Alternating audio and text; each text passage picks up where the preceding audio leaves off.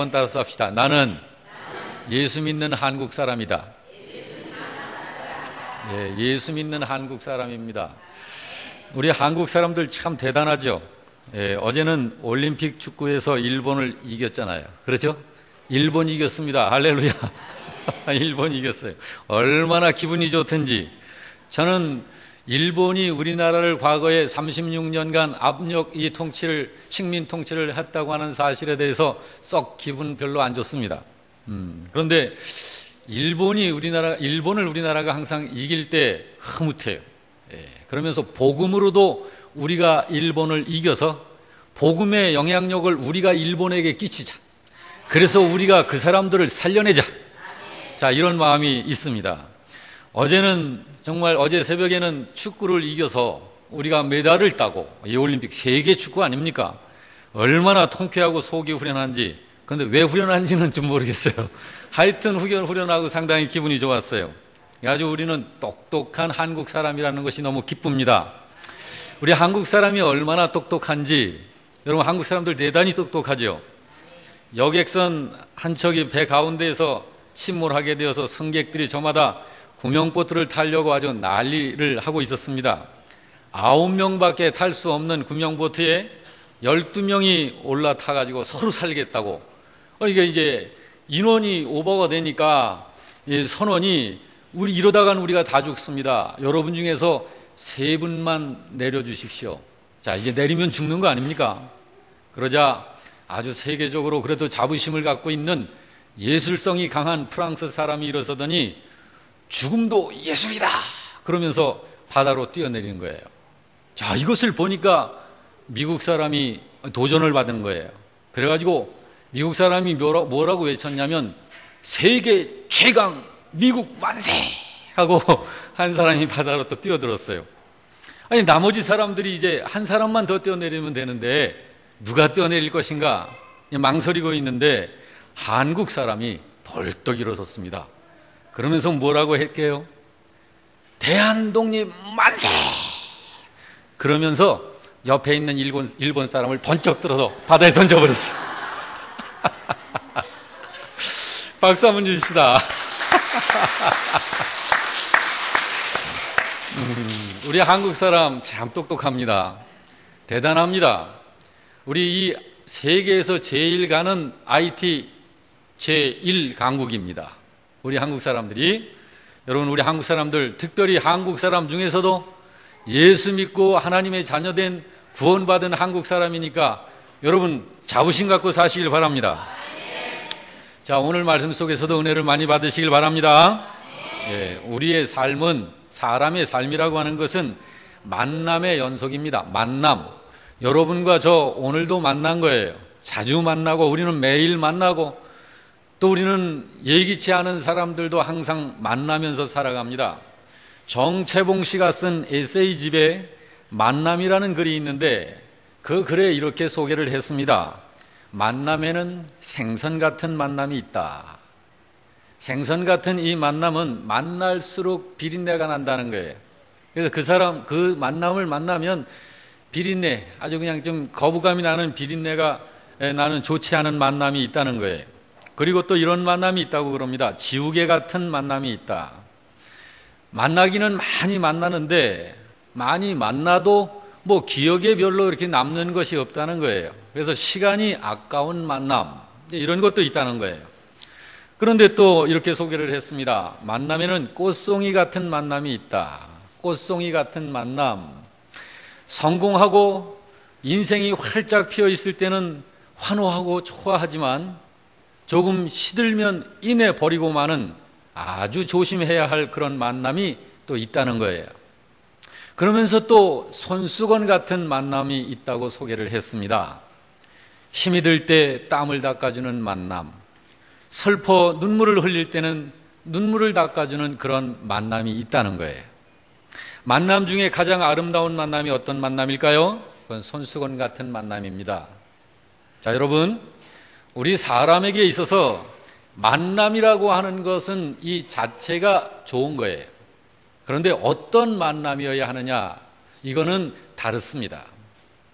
만약에 만남이 없이 삶을 산다. 그럼 인생은 고독을 또한 이길 수 없는 존재입니다. 사람은 고독하게 살도록 만들어진 존재가 아니라 서로 협력하고 더불어 사는 존재로 만들어 주신 거예요. 그러므로 사람은 이 만남이라고 하는 것이 좋은 것입니다. 그래서 이 사람이 만남이라고 하는 것은 참 좋은데, 이 만남이 축복이 되기도 하고 저주가 되는 거예요. 저주가 되기도 하는 거예요. 왜 그러냐면은, 왜 축복이 되고 저주가 되기도 하느냐면, 하나님께서 사람을 통해서 일하시기 때문에 이 만남이라고 하는 것이 중요합니다. 하나님이 기도할 때 응답을 하실 때에도 어떤 사람을 통해서 하나님은 응답을 주시는 거예요. 사람 다 제껴놓고 하나님께서 하나님과 나와 1:1 독대하면서 하나님께서 어떤 이상한 그런 응답을 주시는 게 아니라, 하나님이 기도하는 성도에게 응답을 주실 때에도 사람을 통해서 응답을 주시고, 우리 인생들의 기회를 주실 때에도 하나님은 사람을 통해서 기회를 열어주시는 거예요.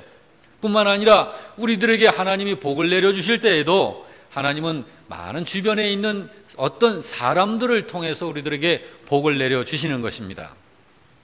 이렇게 하나님이 사람을 통해서 복을 주시고 사람을 통해서 역사하시는 것이기 때문에 항상 만남이라고 하는 것은 참 중요하고 의미가 있는 것입니다. 자, 오늘 우리들의 만남은 어떤 만남입니까? 그리고 여러분과 저의 만남은 어떤 만남일까? 자, 우리의 만남 안에 주님이 함께 계심을 믿으시길 바랍니다. 여러분과 저, 그리고 우리 서로 간의 우리들의 만남은 아주 복된 만남입니다. 우리들의 이 만남 중에 절대적인 만남이라는 게 있어요. 절대적인 만남, 그건 주님과의 만남입니다. 이 절대적인 이 만남, 이거는 말 그대로 절대적으로 있어야 합니다.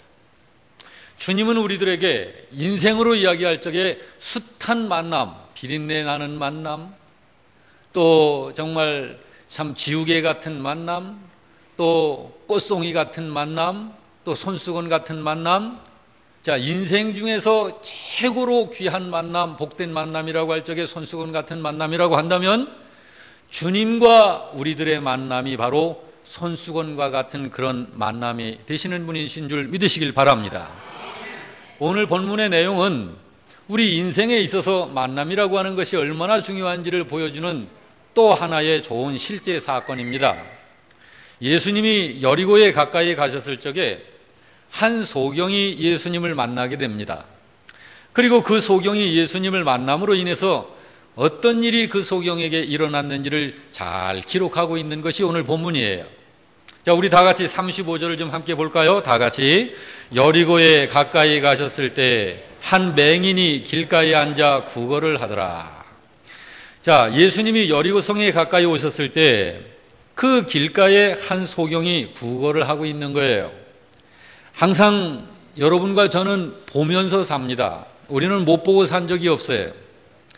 우리 여기 이종숙 집사님께서는 지금 앞을 보시지 못하시는데, 여러분과 저는 항상 이 보고 살기 때문에 이 본다고 하는 이 사실이 얼마나 행복한 것인지를 사실은 우리는 잘 모릅니다. 우리는 그런 걸 그냥 망각하고 살고 있어요. 그렇지만 오늘은 보지 못하고 산다는 사실에 대해서 여러분들이 좀 상상을 하시면서 말씀을 들으시길 바랍니다. 자, 그런데 이 앞을 보지 못하는 사람에게 있어서 앞을 못 보는 것도 불행한데, 그것보다 더 불행한 사건은 이 소경이 아무것도 가진 것이 없다는 거예요. 아무것도 가진 것이 없다는 거예요. 가진 것이 없기 때문에 구걸을 하면서 살아야 된다는 거예요. 36절을 보니까, 그런데 36절을 보니까 이 사람이 느끼는 게 있었어요. 그 길가에 앉아서 구걸을 하다가 많은 사람들이 벼랑간 그 어딘가를 향해서 장소를 막 이동해 가는 것 같은 것을 느끼는 거예요. 여러분, 앞을 보지 못하는 분들은 상대적으로 이 청각이 굉장히 발달되어 있습니다. 자, 그래서 이 36절, 37절 말씀을 보니까 같이 읽습니다. 무리가 지나감을 듣고 이 무슨 일이냐 물은데 그들이 나사렛 예수께서 지나가신다 하니. 자, 그래서 이 소경이 많은 사람들이 어디론가 이동을 하고 있구나. 보지는 못하지만 그거를 알고서 무슨 일이 일어났느냐고 막 이동하는 사람한테 묻는 거예요. 주변에 있는 사람한테. 그러니까 어떤 사람이 이렇게 이야기를 해줬습니다. 나사렛 예수가 지나가신다. 그렇게 알려준 거예요. 그러자 이 나사렛 예수가 지나가신다는 이 소리를 들었을 적에 이 소경이 그 길가에 그대로 앉아 있을 수가 없었어요. 왜 그러냐면은 이 소경은 나사렛 예수가 누군지를 확실하게 알고 있는 사람이기 때문입니다. 이 사람은 자기는 앞을 보지 못하는 소경이지만 그 나사렛 예수님을 만나고 싶어하는 그런 간절한 열망을 진즉부터 가지고 있었던 사람이에요. 왜 그러냐면은 예수님을 만나면 나의 인생의 문제를 해결받을 수 있을 것이다라고 하는 믿음을 갖고 있었던 거예요. 그런데 지금 그 예수님이 지나가신다는 거예요. 여러분, 견딜 수가 없잖아요. 이제 아직 이분은 나사렛 예수님을 한 번도 만나질 못했습니다. 그래서 견딜 수가 없는 거예요. 그냥 있을 수가 없는 거예요. 그래서 큰 소리로 외치기 시작했습니다. 38절을 다 같이 읽습니다. 맹인이 외쳐 이르되 다윗의 자손 예수여 나를 불쌍히 여기소서. 자, 이 소경이 예수가 지나가신다는 소식을 들은 다음에 그 자리에 그냥 앉아 있을 수가 없었어요. 즉시 큰 소리로 외쳤습니다.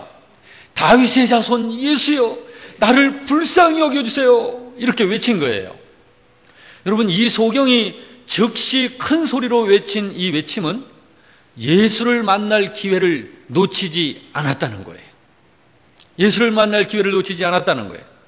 여러분, 어쩌면 예수님을 만날 수 있는 이 마지막 기회가 되는 줄도 모르는 그런 상황 아닙니까? 이 소경에게 있어서는. 우리가 이제 역사적으로 이미 이 사건을 과거 사건으로서 우리가 알고 있습니다만은 사실 오늘 예수님이 이 길을 가신 후에 공생의 예수님에게 있어서는 이 길이 그 길을 마지막으로 가신 길이었습니다. 지금 예수님은 이 길을 통해서 예루살렘으로 올라가시는 거였어요. 그리고 예루살렘에 올라가셔서 예수님은 거기서 이제 대제사장들과 서기관들 이런 사람들에 의해서 붙들리셔서 이제는 로마 군병들에 의해서 십자가에 처형을 당하시고 이제 죽으시는 바로 그 길로 가시는 그 길이었기 때문에 사실 오늘 이 소경이 예수님을 만나지 못하면 이 소경은 예수님을 영원히 만날 수 없는 그런 상황이었던 것입니다. 중요한 사실은 이 소경이 예수님을 만날 수 있는 지금의 이 기회를, 이것이 마지막이 될지 다음에 또 만날지는 사실은 이 소경은 알지 못했지만 그것까지는, 그렇지만 자기가 그렇게 뵙기를 열망했었던 그분이 이 길을 지나가신다는 이 말을 듣고 가만히 있을 수가 없었던 거예요. 이 기회를 놓치지 않았다는 것이 이 소경에게는 대단한 거예요. 여러분, 기회라는 건 그렇게 중요한 것입니다. 여러분, 성공하는 사람들의 특징이 뭔지 아시죠? 기회를 놓치지 않는다는 거예요. 성공하는 사람들의 특징이. 여러분, 성공이라고 하는 것은 자주 오는 게 아니잖아요. 기회라고 하는 것은 자주 오는 게 아니잖아요. 그런데 이 자주 오는 게 아닌 이 기회를 잘 포착을 해서 그거를 놓치지 않고 그 기회를 잡는다. 그래서 성공하는 거예요.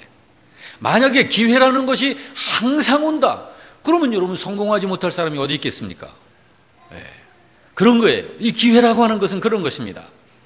자, 여러분, 오늘 이 세상 사람들이 왜 예수를 믿지 않을까? 이 소중한 생명의 주가 되시는 예수님을 왜 믿지 않죠? 그것은 구원의 기회가 자기들에게는 항상 있을 것이다 라고 생각을 하기 때문입니다. 여러분, 오늘 우리 교회 성도님들 가운데도 충성하지 못하는 성도들이 있어요. 그리고 순종 잘 하지 않는 성도들이 있습니다. 여러분, 예수 믿으면서 왜 충성하지 않을까요? 예수 믿으면서 왜 순종하지 않을까요? 그거는 그분의 그 마음속에 내가 예수 믿고 있으니까 언젠가는 나한테 충성할 수 있고 순종할 수 있는 또 다른 날이 내 앞에 항상 있을 것이다, 이런 생각을 하기 때문에 오늘 충성하지 않는 거예요. 다음 기회가 있을 것이다라고, 다음이 나한테는 항상 있을 것이다, 이렇게 생각하기 때문인 것입니다. 그러나 여러분, 다음이라고 하는 것은 그 어느 누구에게도 보장되지 않은 것입니다. 왜 그러냐면 내일이라는 것, 다음이라는 것은 나의 시간이 아니기 때문에 그런 것이에요. 그러므로 다음이 아닌 지금이 중요한 것입니다. 고린도 후서 6장 2절을 보게 되면 이런 말씀이 있어요. 우리 같이 볼까요? 내가 은혜 베풀 때 너를 듣고 구원의 날에 너를 도왔다 하셨으니 보라 지금은 은혜 받을 만한 때요 보라 지금이 구원할 날이로다. 여러분, 이 말씀은 은혜 받을 때가 있다는 거예요. 그러므로 여러분, 그 때를 아는 것이 중요한데 그 때가 뭘까요? 때. 이것이 기회입니다. 기회예요, 이것이. 이 은혜 받을 기회가 언제라고 합니까? 그런데 지금이라는 거예요. 지금이라는 거예요. 여러분, 이 말씀을 주님께서 수천 년 전에 하셨기 때문에 그때 하신 것이 지금이 아니다. 천만의 말씀. 예수님이 이 말씀을 하신 것은 모든 인류에게 항상 지금이라는 거예요. 지금이라는 거예요. 저를 따라서 합시다. 다음이 아닌 지금. 다음이 아닌 지금. 그러므로 여러분, 다음이 아닌 지금 기도하는 게 중요한 거예요. 다음이 아닌 지금 주님께 충성하는 게 중요한 거예요. 여러분, 다음으로 미루는 사람은 절대로 하지 못합니다. 다음으로 미루는 사람은 어제는 이미 완전히 끝난 거예요. 지나간 거예요. 오늘 기도하는 사람이 또한 내일 기도하는 사람이지, 오늘 전도하는 사람이 또 내일 전도하는 것이지, 여러분, 오늘 하지 않는 사람은 헌신하지 못하는 거예요. 여러분, 지금이라는 기회를 놓치지 마시기를 주의 이름으로 축원합니다. 여기 이 소경이, 길가에 앉아서 썼던 소경이, 여러분 생각해 보세요. 이 사람은 오늘 주님께서 지나가신다는 그 소리를 듣고 목청을 높여 소리 지른 거예요. 자, 여러분, 나사렛 예수가 지나가신다는 소리를 들은 후에 이 소경이 뭐라고 외쳤죠? 뭐라고 외쳤죠? 다윗의 자손 예수여, 나를 불쌍히 여겨주세요. 자, 여러분, 사람들은 누가 지나간다고 알려줬습니까? 나사렛 예수가 지나가고 있다, 그렇게 알려줬어요. 그런데 이 소경은 뭐라고 외치죠? 다윗의 자손 예수여라고 외칩니다. 여러분, 이게 굉장히 중요한 것입니다. 사람들이 나사렛 예수라고 그렇게 하는 이유가 있어요. 그건 뭐냐면은 이스라엘에는요, 예수라는 이름을 가진 사람이 많습니다. 그 여러 사람 중에 나사렛이라고 하는 지역에 사는 예수, 그런 뜻이에요. 나사렛 예수라는 말이. 그런데 이 소경은 그 지역에 있는 그 예수, 그런 수준이 아니라 다윗의 자손 예수라고 고백합니다. 왜 이것이 중요하냐면요, 구약 성경을 보면 하나님께서 보내실 인류의 구원자를 보내실 적에, 예언으로 알려주실 적에 다윗의 자손으로 알려주셔요. 그러므로 이 소경이 사람들이 이야기하듯이 나사렛 예수여라고 하지 않고 다윗의 자손 예수여라고 하는 것은 이 소경이 예수를 바로 하나님이 보내신 구원자로 알고 있다는 거예요. 그렇게 믿고 있다는 거예요. 할렐루야. 이것이 중요한 것입니다. 여러분, 구약성경 예레미야 23장 5절 말씀을 우리 다 같이 보십시다. 나 여호와가 말하노라. 보라, 때가 이르노니 내가 다윗에게 한 의로운 가지를 일으킬 것이라. 그가 왕이 되어 지혜롭게 행사하며 세상에게 공평과 정의를 행할 것이며 라고 이렇게 말씀하고 있습니다. 여러분, 이 구약에 뭐라고 예언을 하고 있어요? 다윗의 후손으로 왕이 오실 것이다. 다윗의 후손으로 바로 예수님이 오신다는 거예요. 그리고 이 마태복음 21장 8절에서 9절을 보면 그 예수님이 오실 적에, 그 왕이 오실 적에 어떻게 환영했는지를 기록하고 있습니다. 이것도 같이 보겠습니다. 그 겉옷을 길에 펴며 나른이는 나뭇가지를 베어 길에 펴고 앞에서 가고 뒤에서 따르는 무리가 소리질러 가로되 호산나 다윗의 자손이여 찬송하리로다. 주의 이름으로 오시는 이여 가장 높은 곳에서 호산나 하더라. 그러니까 여러분, 다윗의 자손이라는 이 말은 우리들이 그토록 기다리고 있는 메시아여, 바로 그 고백입니다. 우리들이 그토록 기다리고 있는 구세주시여, 바로 그런 고백이에요. 그러니까 이 소경은 그동안 예수님을 단 한 번도 만나본 적은 없었지만은 소문을 통해서 그동안 예수님이 무슨 일을 행하셨으며 또 소문을 통해서 그가 바로 구세주시구나라는 사실을 알고 있는 거예요. 특별히 예수께서 자기와 같은 소경을 보게 했다는 소문을 듣는 거예요. 이사야 선지자가 예언하기를 메시아가 오시게 되면 소경이 눈을 뜨고 벙어리가 말을 하게 된다는 이런 예언을 성경을 통해서 읽기 선지자들의 말을 통해서 듣고 알고 있는데, 소문을 통해서 듣고 보니까 그 예수를 통해서 그 역사가 일어나고 있다는 거예요. 그러면서 이 소경은 구약 성경에 기록되어져 있는 성경 지식과 들려오는 많은 사람들로부터 들려오는 예수에 대한 소문을 종합해 보면서, 아, 예수 그분이 바로 하나님이 보내실 메시아시구나, 이거를 알고 믿고 있는 거예요. 그래서 이 소경이 예수를 한 번도 만난 적이 없지만 예수를 다윗의 자손 예수시오, 이렇게 고백하고 있는 것입니다. 할렐루야. 여러분은 예수님을 오늘 어떻게 알고 있습니까?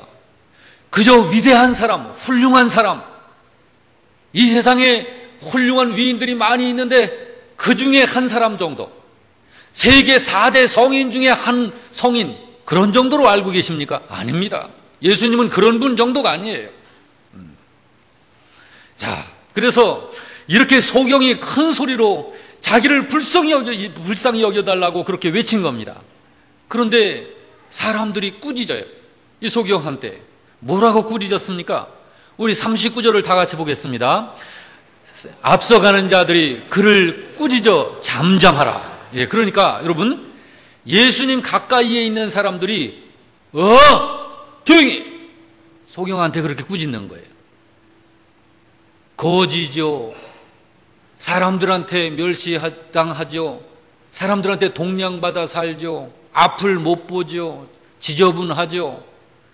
그러니까 지금 멀쩡하게 눈을 뜨고 주님 가까이 따르는 사람들이 어디 이 자리가 어디라고 하면서 꾸짖는 거예요. 자, 여러분, 그러니까 예수님 가까이 있는 사람들이 꾸짖는데, 이 39절을 다시 한번 보십시다. 앞서가는 자들이 그를 꾸짖어 잠잠하라 하되 그가 더욱 크게 소리질러 다윗의 자손이여 나를 불쌍히 여기소서 하더라. 잠잠하라고 꾸짖어도 이 소경은 멈추지를 않는 거예요. 여러분, 생각해 보세요. 바로 자기가 그렇게 열망하고 그렇게 사모하고 그렇게 만나고 싶어하는 그분이 지금 지나가셔서 그분을 만나 뵐 수 있는 절호의 기회가 왔는데 어떻게 그 기회를 포기할 수 있겠습니까?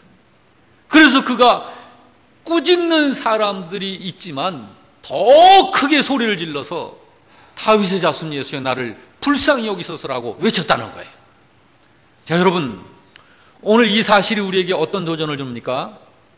여러분과 우리 성도는요, 어려움을 만났을 적에 절대로 이 소경처럼 포기하지 말라는 거예요. 포기해서는 안 된다는 거예요. 주님을 만날 수 있는 기회가 있다 할 적에, 그 기회가 다가왔을 적에 절대로 포기하지 말라는 거예요. 여러분, 포기하지 않는 그 주님을 부르는 자에게 하나님은 역사하시는 것입니다. 자, 이제 40절을 우리 다 같이 보시겠습니다. 예수께서 머물러 서서 명하여 데려오라 하셨더니 그가 가까이 오매 물어 이르되. 자, 예루살렘으로 올라가시던 예수님이 계속 가시다가 갑자기 멈춰 서셨어요. 자, 여러분, 왜 예수님이 가시던 길을 멈춰 서시는지 아시죠? 그거는 다윗의 자손 예수여 나를 불쌍히 여기소서라고 부르짖는 그 어느 사람의 외침이 있는 걸 들으신 거예요. 이 소경의 간절한 부르짖음이 바로 그 예루살렘을 향해서 가시는 주님의 발걸음을 멈추게 한 것입니다. 이 소경의 간절한 부르짖음이 가시는 주님의 발걸음을 멈추게 한 것이에요. 그래서 주님이 멈춰 서셔서 하시는 말씀이 나에게 외친 그를 내게 데려오라. 그렇게 하신 거예요. 여러분, 오늘도 주님은 우리 주변에 계십니다.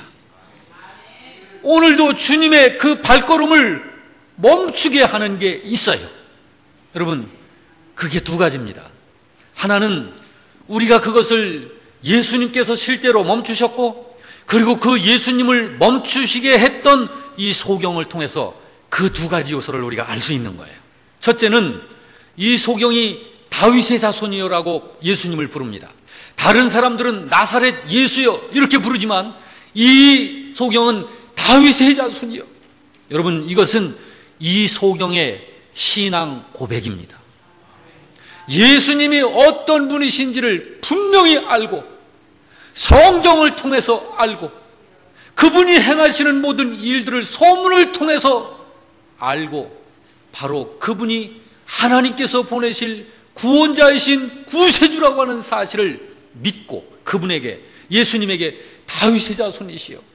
자, 그러면 여러분, 예수님은 당신을 그렇게 알고 부르는 그 소경의 그 외침이 자기를 어떤 자로 알고 있고 알면서 부르짖고 있는지를 아실까요, 모르실까요? 아십니다. 그러므로 주님께서 멈추신 거예요. 이것이 한 가지 요소입니다. 이것이 바로 올바른 신앙 고백이, 올바른 신앙 고백이 있어야 하는 거예요. 또 한 가지 요소는 간절한 부르짖음입니다. 여러분, 분명히 아시기 바랍니다. 우리 주님의 발걸음을 멈추게 하는 것은 우리들의 삶이 너무 힘들고 고통스러우니까 주님이 멈춰주시는 게 아니에요. 그래서 우리들을 돌봐주시는 것이 아니에요. 우리의 고통 자체 때문에 주님이 멈추시는 거라든지, 우리의 심각한 여러 가지 안타까운 그런 상황, 그런 것들이 주님의 발걸음을 멈추게 하는 것이 아니라, 주님의 발걸음을 멈추게 하는 것은 우리들의 분명한 신앙 고백이 있을 때, 그리고 그 신앙 고백으로 우리가 포기하지 아니하고 주님을 부르짖어 부를 때 주님은 멈춰 서시는 것입니다. 여러분, 생각해 보시기 바랍니다. 이 소경이 앞을 못 보죠? 뭘 분간할 수 있겠어요? 사람들이 얼만큼 지금 모여 지금 어떻게 이동하고 있는지도 잘 모르는 거예요. 그러면서 이 소경이, 나는 소경이니까 달려갈 수 없어. 저 많은 사람들 틈에 내가 어떻게 달려가겠어? 많은 사람들하고 얼마나 부딪히며 내가 넘어지고 꼬꾸라지겠어? 하면서 자기가 그 자리에 그대로 앉아 있었다고 한다면 어떻게 됐을까요? 이 사람이 주님을 만날 수 있었을까요? 주님이 알아서 찾아와 주셔가지고 이 사람의 이 문제를, 인생의 문제를 해결해 주시고 가실까요? 아니었을 것입니다. 아닙니다. 여러분, 이 소경처럼 분명한 신앙 고백을 해야 합니다. 여러분, 예수님을 향해서, 주님을 향하여서 여러분 그냥 상식적으로 취미적으로 신앙생활하고 종교생활하는 이런 수준 말고, 정말 예수님이 어떤 분이신지를 알고 그 예수님에게 분명한 신앙 고백을 하시길 주 이름으로 축원합니다. 그리고 바로 그분에게 부르짖어 불러야 하는 거예요. 주님을 부르짖어 불러야 하는 거예요. 여러분, 많은 신자들이 부르짖어 기도하지 않습니다. 부르짖어 기도하지 않아요. 그런데 왜 부르짖어 기도하지 않을까요? 생각해 보세요. 만일 이 소경이 그 자리에 그대로 앉아 있었다면 무엇 때문에 그 소경이 그대로 앉아 있었을까? 한번 그거 상상해 보시기 바랍니다. 다음 기회가 있겠지. 또는 귀찮아서, 또는 간절하지 않기 때문에. 그러면 부르짖지 않는 거예요. 예. 여러분, 오늘 우리들에게 있어서도 마찬가지입니다. 오늘 우리 신자가 부르짖지 못하는 이유가 뭐라고 생각합니까? 간절하지 않기 때문이에요. 간절하게 여기지 않기 때문이에요. 그리고 귀찮아하는 거예요. 귀찮아하는 거예요. 여러분, 다시 말합니다. 절대로 여러분, 우리들의 삶이 가난하고 곤고하고 환난 가운데 있고 어렵고 힘드니까 주님이 알아서 우리들 찾아와 주셔서 발걸음 멈추시고 우리들 찾아와 주셔서 우리의 삶에 개입해 주시는 게 아닙니다. 예? 우리들의 개인적인 분명한 신앙 고백이, 그리고 그 신앙 고백과 함께 우리들의 간절한 부르짖음이 있을 적에 바로 그 신자에게 주님은 발걸음을 멈춰주시고 그분의 인생에 개입해 들어오시는 것입니다. 마태복음 16장에 보게 되면은 여러분 이렇게 말씀하고 있습니다. 주님이 베드로에게 물으시죠. 사람들이 나를 누구라 하느냐? 그러니까 베드로가 이렇게 대답을 합니다. 주님은 그리스도이십니다. 주님은 하나님의 아들이십니다. 이렇게 고백을 합니다. 그러자 주님이 베드로에게 어떤 축복을 하시는지 여러분 아시죠? 마태복음 16장 18절에서 19절이 그 내용입니다. 다 같이 너는 베드로라 내가 이 반석 위에 나의 교회를 세우리니 음부의 권세가 이기지 못하리라. 내가 천국 열쇠를 네게 주리니 네가 땅에서 무엇이든지 매면 하늘에서도 매일 것이요 네가 땅에서 무엇이든지 풀면 하늘에서도 풀리리라. 할렐루야. 여러분 베드로가 주님에게 뭘 말했습니까? 주님은 그리스도십니다. 주님은 하나님의 아들이십니다 라고 하는 신앙 고백이었어요. 주님은 바로 내가 너의 그 신앙 고백 위에 나의 교회를 세우겠다. 그리고 내가 네게 천국 열쇠를 주겠노라. 할렐루야. 많은 사람들이 예수님이 물었잖아요. 세상 사람들이 나를 누구라 하느냐. 그리고 제자들이 말하기를 어떤 사람들은 이렇게 말하고 어떤 사람은 저렇게 말하고 또 어떤 사람들은 이렇게 말합니다. 그러면 너는 나를 누구라 보느냐. 주님은 그리스도십니다. 주님은 하나님의 아들이십니다. 이 신앙을 고백을 한 베드로에게 주님은 축복하신 거예요. 그렇습니다, 여러분. 이렇게 분명한 신앙 고백을 할 때 하나님이 베드로를 축복하신 거예요. 다른 사람들은 나사렛 예수라고 말했지만 이 소경은 다윗의 자손 예수여라고 자기의 신앙을 그렇게 고백한 거예요.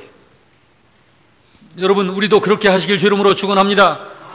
그래서 분명한 신앙 고백을 가지고 주님을 부르짖으면서 주님을 외치시길 주 이름으로 축원합니다. 그런데 여러분, 그렇게 하려면 자존심 내려놔야 돼요. 자존심 내려놔야 돼요. 여러분, 예배당에 엎드려서 주님 앞에 주님은 나의 하나님이십니다. 그러면서 아버지 나는 이러이러합니다라고 외칠 적에 우리 주변에 있는 사람들이 얼추 듣습니다. 그래도 내가 이런 사람인데, 그래도 나는 어느 정도 이런 사람인데, 여러분, 이런 자존심 내려놔야 합니다. 여러분, 주님 앞에 우리가 자존심 내세울 거 아무것도 없습니다. 저는 여러분의 목사여도 주님 앞에 기도할 적에 두 손 들고 울면서 외치면서 기도하고, 여러분 그렇습니다. 여러분, 우리가 자존심 내려놓고 예수님을 나의 구원주로 고백하면서 간절히 부르짖어 기도할 적에 주님께서 역사하시는 것입니다. 할렐루야. 자, 이제 41절을 다 같이 보시겠습니다. 내게 무엇을 하여 주기를 원하느냐. 여러분, 주님은 이 소경을 가까이 오게 한 다음에 묻기를 내게 무엇을 하여 주기를 원하느냐고 물으십니다. 그런데 여러분, 한번 생각을 해보세요. 주님이 모르셔서 지금 물으실까요? 주님은 보시는 분이고 이 소경은 못 보는 사람이에요. 그러면 이 부르짖는 이 소경을 앞으로 불러왔는데 주님이 이 소경을 못 보셔서 모르셔서 물으실까요? 다 아시지만 부르시는 거예요. 물으시는 거예요. 왜 물으실까요, 주님이? 왜 물으실까요, 주님은? 여러분, 이거는 간절한 믿음의 소원을 일으켜 세워주기 위해서 부르시는 거예요. 여러분, 왜 그러냐면요, 왜 예수님께서 이 소경에게 간절한 믿음의 소원을 일으켜 세워주시려고 하느냐면은 하나님의 역사는 반드시 믿음의 통로를 따라서 역사하시기 때문에. 믿음의 통로입니다. 하나님은 전능하신 하나님이세요. 그렇지만 그 하나님의 역사는 반드시 믿음의 통로를 통해서 역사하시는 것입니다. 할렐루야. 그래서 주님이 물으시는 거예요. 내가 너에게 무하여 주기를 원하느냐. 그러니까 소경이 이렇게 대답을 합니다. 주여, 보기를 원합니다. 여러분, 주여, 보기를 원합니다. 그런데 제가 이 장면을 한번 생각을 해봤어요. 제가 지금 설교하는 이런 타입으로 얘기를 했을까, 이 소경이? 아니었을 거예요. 저는 보고 있는 사람이니까 이 소경만큼 그런 애절함과 그 간절한 그것이 저는 아마 그렇게 표현을 제가 못하고 있는 걸 거예요. 이 소경, 주님이 그렇게 물으실 적에 이 소경이 이렇게 대답했을까요? 주님, 주여, 보기를 원합니다. 이렇게 말했을까요? 굉장히 간절함과 애절함. 얼마나 애절했겠어요. 이 사람이. 그랬더니 그거를 소경이 대답을 하니까 42절을 우리 다 같이 봅니다. 예수께서 그에게 이르시되 보라, 내 믿음이 너를 구원하였느니라. 할렐루야. 보라, 보라, 보라는 거예요. 지금 소경인데 보라 그러면서 너의 믿음이 너를 구원하였느니라. 여러분, 내 믿음입니다. 예수께서 내 믿음이가 아니라 너의 믿음입니다. 여러분이요, 너의 간절한 소원이 너를 구원하였느니라가 아닙니다. 여러분, 간절한 소원이라고 하는 것은 예수 믿는 사람한테만 그런 게 있는 게 아니에요. 하나님 모르는 사람도요, 얼마나 간절함이 있는지 모릅니다. 소원이 아니고 믿음입니다. 믿음. 하나님은요, 여러분 분명히 아시기 바랍니다. 하나님은 믿음을 따라서 역사하시는 분이세요. 소원 따라 역사하시는 분이 아니라고요. 그러므로 우리는 믿음을 위해서 기도해야 해요. 우리 각자의 믿음을 위해서 기도하고, 우리 자녀들의 믿음을 위해서 기도하고, 내 남편의 믿음을 위해서 기도해야 합니다. 여러분, 믿음은 바라는 것들의 소원을 이루게 만드는 거예요. 예. 믿음은 될 수 없는 것들을 되게 해주는 것이 믿음입니다. 왜냐하면 믿음을 따라서 하나님이 역사하시니까요. 할렐루야. 그래서 주님이 보라, 너의 믿음이 너를 구원하였느니라, 이렇게 말씀하시는 거예요. 여러분, 그런데 주님이 이 말씀을 그 소경에게, 지금 눈이 멀어 있어요. 못 보고 있는 거예요. 그런데 주님이 보라, 내 믿음이 너를 구원하였느니라, 이 말씀을 하시자마자 소경이 곧바로 눈을 떠서 보게 되는 거예요. 43절을 보십시다. 시작. 곧 보게 되어. 여러분, 곧 보게 되었다. 이게 주님의 능력입니다. 주님이 말씀하시면 말씀하신 대로 되는 거예요. 주님이 여러분, 우리들 각자에게도요, 우리가 올바른 신앙 고백을 하면서 주님에게 우리의 믿음을 고백하면서 우리 주님께 부르짖어 구하면 주님께서 우리에게 말씀을 하시면 그 말씀 하신 대로 되는 거예요. 여러분, 그런데 여러분, 좀 더 감동적인 모습을 한번 보시기 바랍니다. 43절을 우리 다 같이 다시 보십시다. 곧 보게 되어 하나님께 영광을 돌리며 예수를 따르니 백성이 다 이를 보고 하나님을 찬양하니라. 여러분, 이 사람이 보게 된 거예요. 그러니 얼마나 기뻤을까요? 이 소경이 얼마나 기쁘겠는지 한번 상상을 해보세요. 그동안 보지 못했었던 것들이 얼마나 많습니까? 정말 신기한 것들이 너무너무 많은 거예요. 그런데 여러분, 그럼에도 불구하고 이 소경이 그때 다른 것 하지 아니하고 제일 먼저 하나님께 영광을 돌리며 예수를 따르더라. 할렐루야. 여러분, 이게 뭡니까? 예수님의 제자가 되기로 이 소경이 결단했다는 거예요. 예수님께 헌신했다는 거예요. 이거는 여러분, 사람이 은혜를 받으면은요, 주님을 따르게 되는 것입니다. 은혜를 받은 사람이 헌신하는 거예요. 여러분, 은혜 받은 사람은 헌신합니다. 여러분, 아무나 헌신하는 게 아니에요. 하나님 앞에 헌신하는 거는 은혜 받은 자가 헌신하는 거예요. 은혜 받지 않은 자가 헌신하면은요, 얼마 못 가는 거예요. 얼마 못 가가지고 탈나버려요. 그냥 싸움박질 나고 막 그냥 이상한 거짓말 하고 그냥 뭐 별짓 다 하는 거예요. 여러분, 묻겠습니다. 여러분, 주님의 은혜 받으셨습니까? 그렇다면 주님을 위해서 사시기 바랍니다. 여러분, 은혜 받은 후에 주님 앞에 헌신하지 아니하면 이상한 다른 모양으로 변해가는 거예요. 여러분, 은혜 받으셨으면 주님을 위해서 사시길 주의 이름으로 축원합니다. 은혜 받으셨으면 복음을 위해 사시길 주의 이름으로 축원합니다. 은혜 받으셨다면 하나님 나라를 위해서 사시길 주의 이름으로 축원합니다. 네, 그렇습니다, 여러분. 그래서 헌신을 하게 되면은요, 하나님의 영광이 점점 더 커지는 거예요. 하나님께 더욱더 크게 영광이 돌려지는 거예요. 여기 43절을 후반절을 우리 한번 다 같이 보십시다. 백성이 다 이를 보고 하나님을 찬양하더라. 저를 따라서 합시다. 백성이 다 이를 보고 하나님을 찬양하리라. 할렐루야. 여러분, 보게 된 이 소경이 눈이 그냥 쫙 열리는 거예요. 여태 못 봤는데 얼마나 놀랬겠어요. 얼마나 기뻤겠어요. 이거 말로 표현이 안 될 것입니다. 그래, 이 소경이 너무너무 기쁘니까 두 손을 들고 막 뛰면서 하나님을 찬양하는 거예요. 그러면서 주님의 제자가 되기로 완전히 일생을 헌신하는 거예요.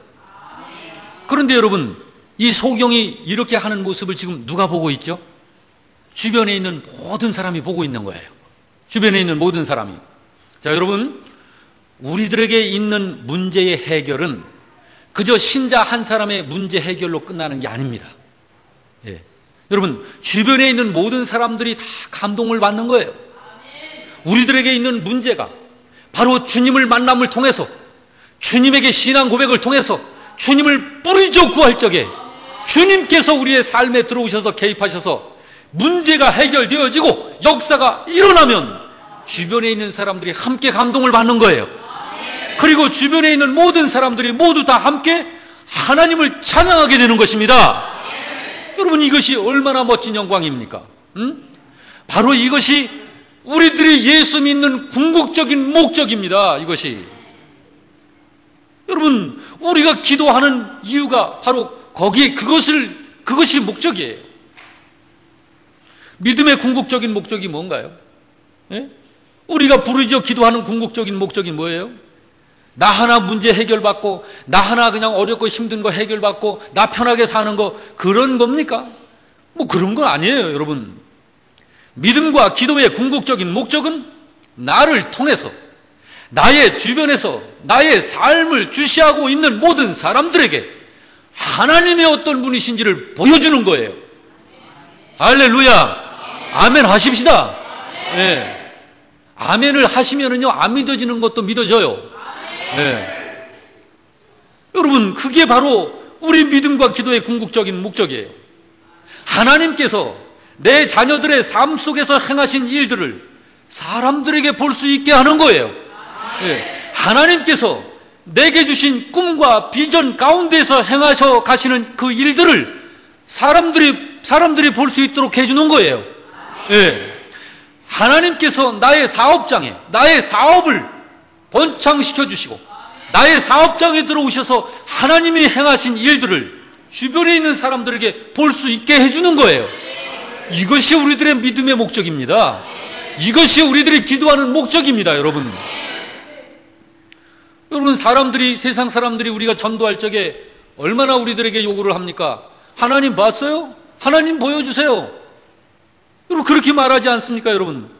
그런데 여러분, 얼마나 많은 신자들이 하나님 못 보여주잖아요. 하나님 못 보여주잖아요. 그런데 여러분, 오늘 여기 소경을 보시기 바랍니다.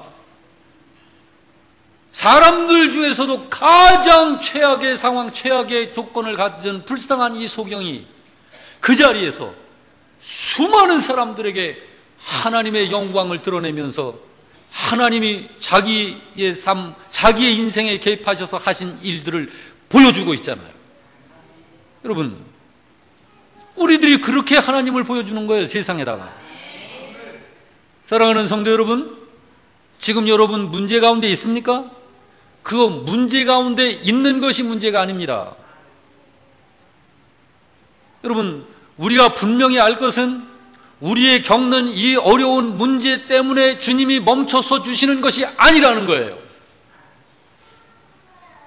내가 죽을 병에 걸렸기 때문에 주님이 나를 불쌍히 여겨주셔서 찾아오셔가지고 나에게 개입해 주시는 것이 아니라는 거예요.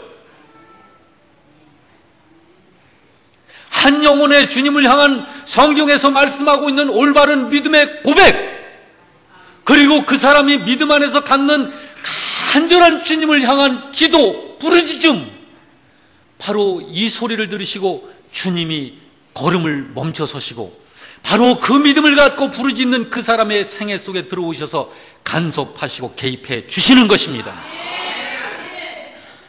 분명히 여러분 아시기 바랍니다. 주님의 발걸음을 멈추게 하는 것은 우리의 분명한 신앙 고백입니다. 여러분, 우리의 믿음 안에서 포기하지 아니하고 믿음으로 부르짖는 간절한 부르짖음이 주님을 멈추시게 하시는 것입니다.